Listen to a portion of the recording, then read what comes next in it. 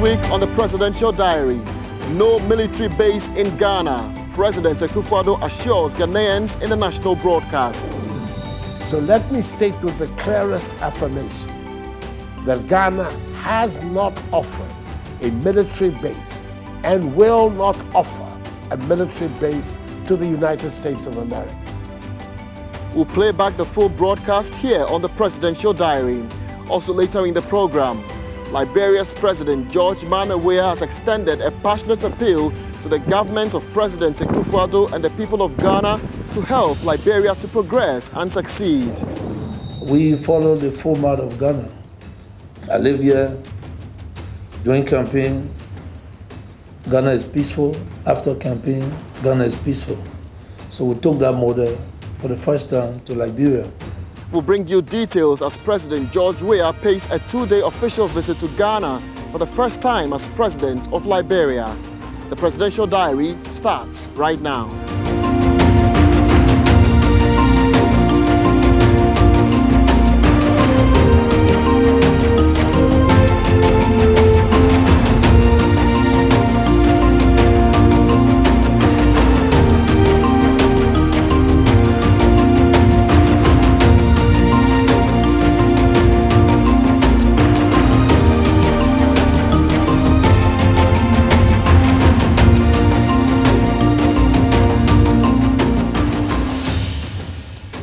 Hello, I'm Jefferson Saki at the Jubilee House in Accra. The Presidential Diary is brought to you by the Communications Directorate at the Presidency. The President of the Republic, Nana Akufo-Addo, has assured Ghanaians that the country has not and will not offer military base to the United States of America. In an address to the nation on Thursday, the 5th of April 2018, the President explained why his government had departed from previous norms of predecessor government to keep military cooperation agreements entered into with the United States of America secret. Here's a playback of the President's national broadcast. Fellow Ghanaians, I've come into your homes this evening to talk about a matter that has generated a lot of heat in our country these past few days.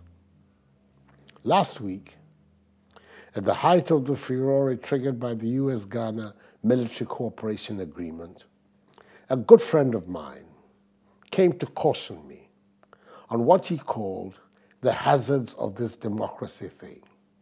He told me, just in case I needed reminding, that my predecessor as president, who had also been democratically elected, had chosen to avoid any possible controversy by signing and keeping secret some agreements. So why did I not follow this precedent, instead of exposing the nation to all the hazards of the past few days? My friend, no doubt, had a good point. Indeed, I acknowledge that there are many very well-meaning citizens who would have preferred the peaceful process of arguments reached behind closed doors to the furore of the past few days. Yet far from being daunted, I take what has happened not to be symptomatic of the hazards of democracy, but of a show of the strength of democracy in action. We're seeing being displayed before our very eyes, not the triumph of disorder, but the value of openness in governance and of the need, the crucial need, for the people to be fully and accurately informed. You cannot claim to believe in democracy unless you have faith in the people, faith in their inherent goodness, faith in their capacity to make the right decisions, given the right information. It is this faith in the people that has shaped my entire political career, and it is this faith that propels me to lead an open and transparent government. I was fully aware of how such agreements had been handled in earlier administrations, but I decided that under my watch, any such agreements should be subject to the appropriate scrutiny of the people's representatives in Parliament in consonance with the requirements of accountable governance and the teachings of the Constitution. After all, you, the Ghanaian people, had voted massively for change. Therefore, there was simply no way my government would ever keep hidden from you, the people, agreements of such a nature. I believe that the fallout from this decision only shows the growing maturation of our democracy. But for this decision to be open about this agreement, how else would we, the people of Ghana, have ever known that for several decades, Ghana has had defense and security cooperation collaborations with the United States of America? How else would we have known that in some instances we have provided them with facilities for the movement of personnel and equipment to help some of our neighbors who are facing security and health challenges? And how else would we have exposed the unspeakable hypocrisy of the fraternity of some frontline politicians who make a habit of running with the hares and hunting with the hounds, who secretly wallow in the largesse of the United States of America, while at the same time promote anti-American sentiments to a populist constituency? Submitting this agreement to open scrutiny now allows us to clear the unhealthy fog that has clouded our relations with the United States of America. The conduct of Ghana's foreign policy and its relations with the nations of the world has happily been traditionally above the passions of partisan politics. Allowing for the normal differences of approach, which will sometimes occur, our foreign policy has been consistently bipartisan, and no successor government has found the need to tamper with any agreement of a non-commercial nature entered into by its predecessor. We respect the age-old norms of international diplomacy that when a country is accorded privileges and concessions to another, these are not removed or altered by a successor government, unless firstly, the conditions under which they were granted have been reversed, or secondly, there's proven evidence of abuse. My government came to know that Ghana had entered into a cooperation agreement with the United States of America in 1998, 2000, and under the government of my predecessor in 2015. We were satisfied that the conditions which necessitated the agreement, namely the creeping threat to the peace of the region, had not disappeared. If anything, the threat had increased, and therefore the need had arisen for continuing with our cooperation. No suggestion had ever been made that the United States of America had abused any of the privileges or concessions granted under any of these agreements, and it would have thus been deemed an unfriendly act to attempt to deny them any concession granted them under these agreements. Fellow Ghanaians, above everything else, the crux of the matter is this: Ghana has built a formidable reputation for its contribution to peacekeeping around the world. Although these peacekeeping operations have always been under the aegis of the United Nations, no one doubts the fact that they have been made possible by the contributions largely of the United States of America. The cooperation agreement which has subsisted, which we have approved, can only enhance the global effort to preserve the peace in our region. It is important also to state that the conditions of the agreement mirror closely the conditions under which Ghana participated in peacekeeping operations under the United Nations. When our troops go on most peacekeeping duties, they do not carry their national passports. They carry their military identity.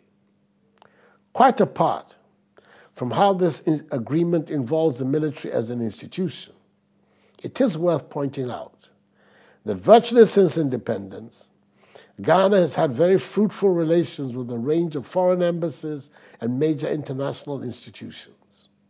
These include the United Nations, the World Bank, the International Monetary Fund, the African Development Bank, the International Finance Corporation, amongst others. All these agencies enjoy similar conditions as those which the cooperation agreement offers to the U.S. military here. No one has dared suggest that granting these foreign embassies and international institutions these concessions constitute an attack on the sovereignty of Ghana.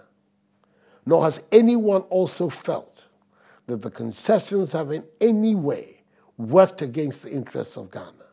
Indeed, I have no doubt that it will be the general consensus of all well-informed Ghanaians that this nation has benefited significantly from the presence and activities of these institutions over the past decades. It is clear to me that if the people of Ghana knew the conditions under which foreign embassies and our friendly international institutions operate in Ghana, nobody would have been surprised that a defense cooperation agreement would make such provisions. Such knowledge would have spared many citizens the genuine anxiety and concern they have felt about the agreement. It is my firm belief that the case for openness and transparency in our governance has been clearly demonstrated, and the argument conclusively settled by these events. But we have to take issue with the frontline politicians who have sought to mislead the people in this blatant manner, and those who, for mischievous purposes, leaked the document destined for the scrutiny of Parliament prematurely to a section of the media, who then went on to describe it as a secret document. How could a document intended for the consideration of Parliament be described as a secret document? How could anyone who has been in government and run the administration of this nation feign ignorance of the conditions under which Ghanaian troops undertake peacekeeping operations, or the conditions under which our country has collaborated with major international institutions?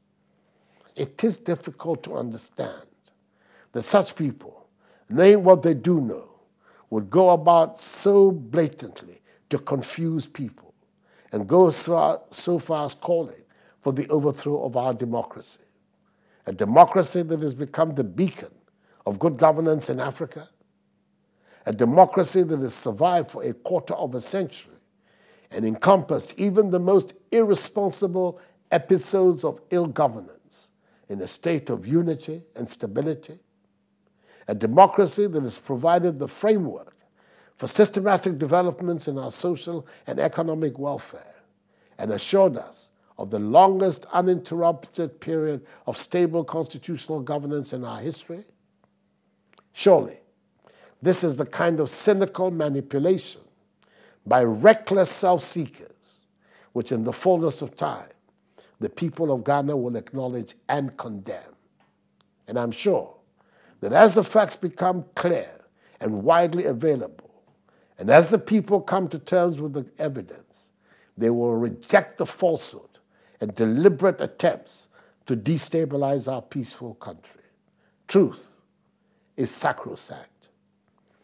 So let me state with the clearest affirmation that Ghana has not offered a military base and will not offer a military base to the United States of America.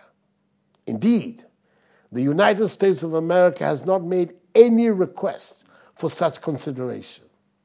And consistent with our established foreign policy, we will not consider any such request. However, in consideration of the realities of our circumstances and the challenges to peace in our region in our time, we have deemed it prudent to continue the cooperation agreement with the United States of America. It is our firm belief that the agreement will help enhance our defense capability and offer an important layer of support in our common effort to protect the peace in our region. Fellow Ghanaians, let me conclude by saying how outraged I am by the defamatory comments from my political opponents, some of whose patriotism can be so easily questioned, that the sovereignty of this country has been sold by my government and myself. I will never be the president that will compromise or sell the sovereignty of our country. I respect deeply the memory of the great patriots whose sacrifice and toil brought about our independence and freedom. I have stood with you, the Ghanaian people, all my adult life, fighting for our individual and collective rights. Everything I have done since assuming the great honor and privilege of serving you as President of the Republic demonstrates that I remain focused on building a self-reliant, free, prosperous Ghana, which will be able to make her own unique contribution to the growth and development of Africa and the world.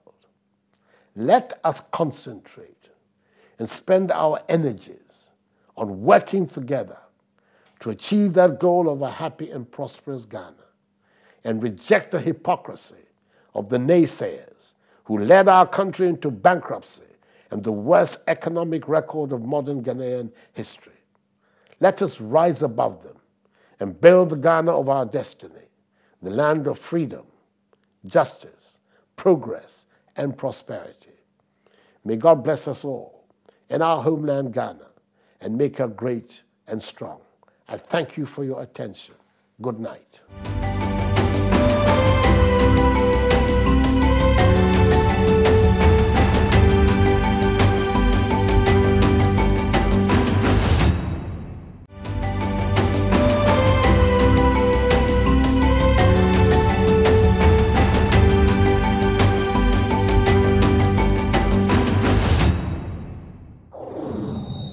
Welcome back to the Presidential Diary, coming to you today from the Jubilee House in Accra. The President of Liberia, George Weah, has extended a passionate appeal to the government of President Akufo-Addo and the people of Ghana to help Liberia to progress and succeed.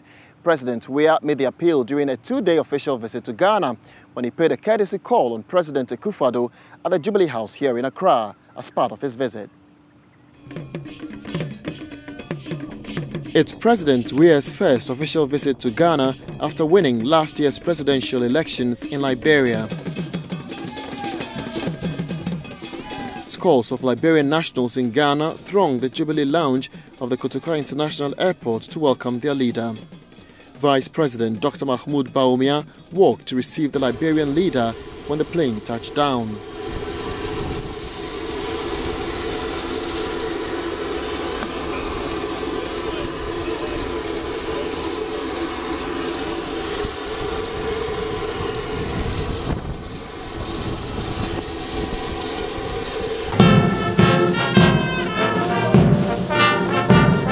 George Weah became Liberia's 25th president in January 2018, a retired professional footballer who played as a striker. He was named African, European and World Footballer of the Year in 1995, an unprecedented achievement. Losing the 2005 elections in Liberia did not deter him from pursuing his dream of leading his motherland, first becoming an elected senator in 2014.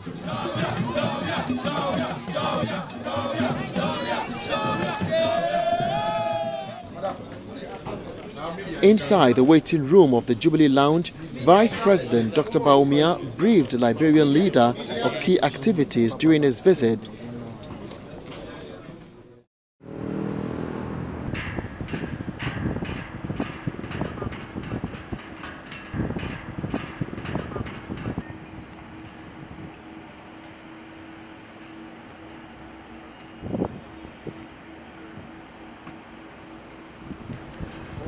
His host, President Nana Akufo-Addo, officially welcomed him to Ghana.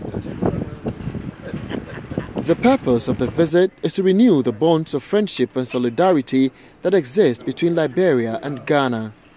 President Weah himself made Ghana his second home during Liberia's 14-year political turmoil.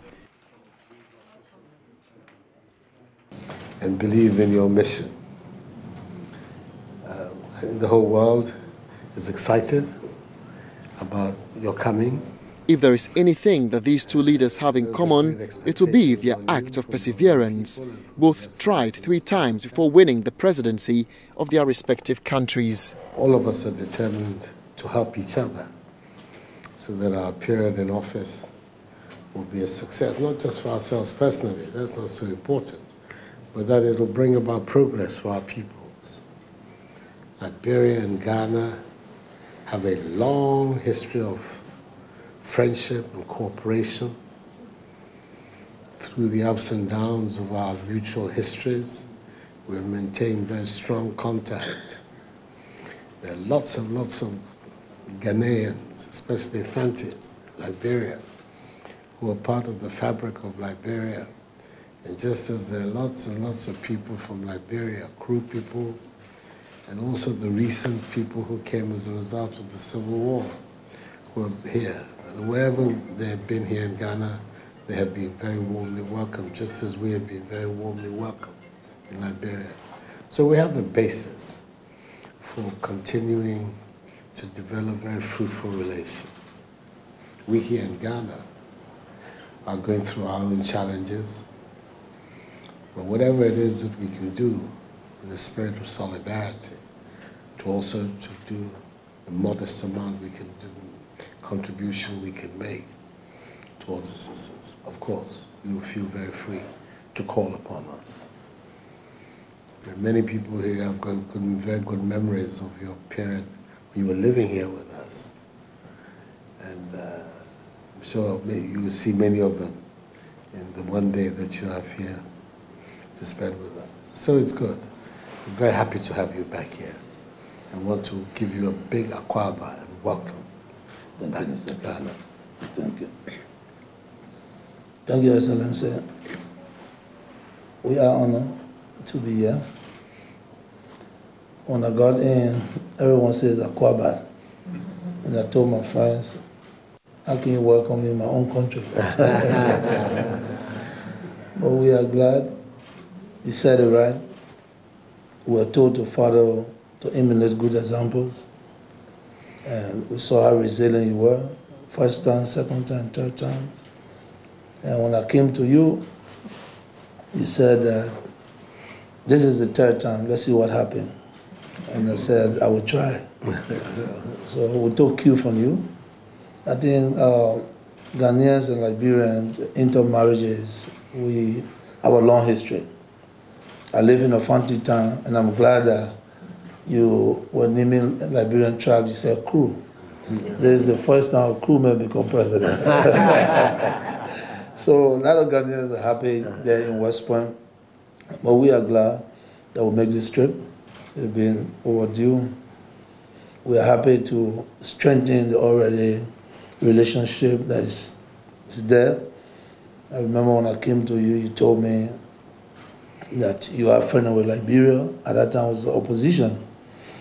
But we came to continue that relationship, to let you know that you play a part in our peace process.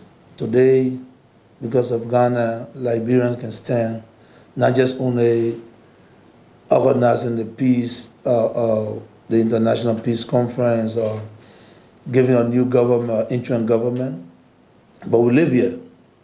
We live here for years. You hosted us. We even went back home with our children that came from Ghana. Some are still here that don't want to go back. I want to thank you for giving the opportunity because they migrated already. Some are now ready to go back home. I want to thank your government. You are right, I might be the youngest, but I came to play my part, to help, to listen, to reorganize what is not organized, to make sure that Liberians have their own share. I want to serve. Akim, as I told you when I came here as a big brother, I did not come to politics to gain anything. It's to serve. So we are there. There's a lot of challenges.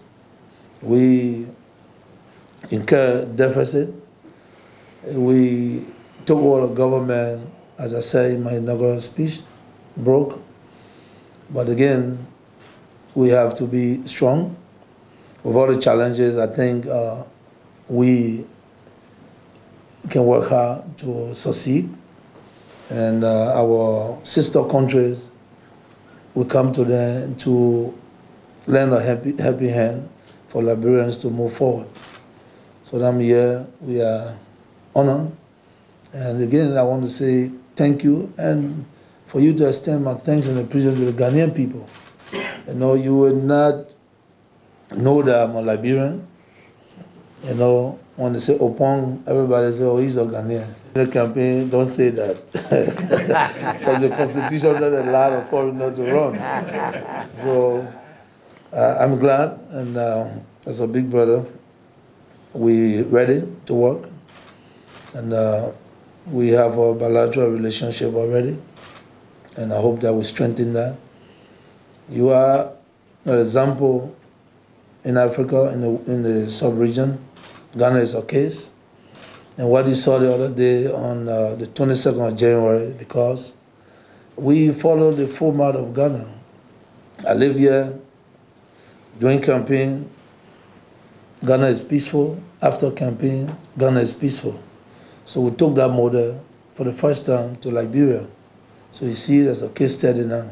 And we hope that all our region will follow that path, continue to promote peace and sustain it for the betterment of people. Thank you very much, and good to see you, sir. It's good. It's good.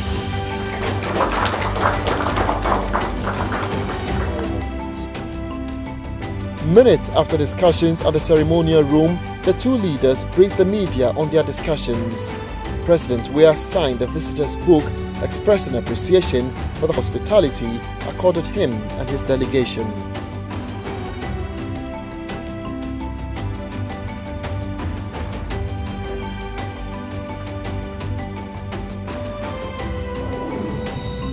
And with the visit of President Weah, we end today's edition of the Presidential Diary. Log on to www.presidency.gov.gh and the other social media platforms on YouTube, Facebook, as well as on Twitter for more updates. I'm Jefferson Saki. See you next time.